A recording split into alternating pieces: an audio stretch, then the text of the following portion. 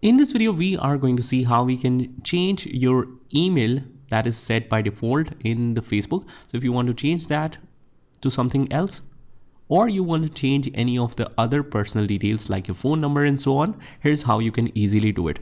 First of all, just click on the top right hand corner where you see this account logo of yours, and you click on it, click on the settings and privacy and choose settings.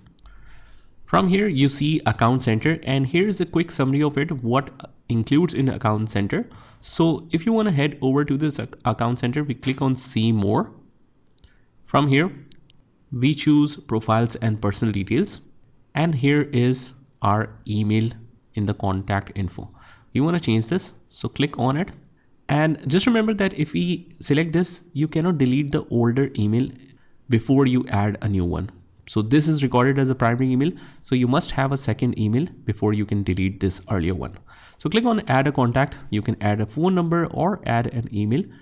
We want to proceed with adding an email, and make sure that that email ID is not associated with any other Facebook account or used in any of the profile before.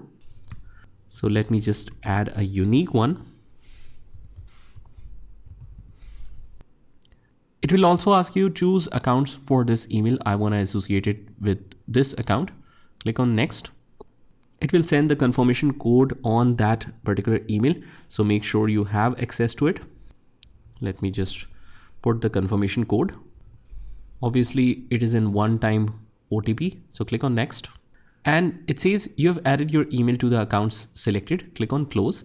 Now, if you want to get rid of this other email address and make this one as primary, we can simply click on it and click on Delete Email and click on Delete.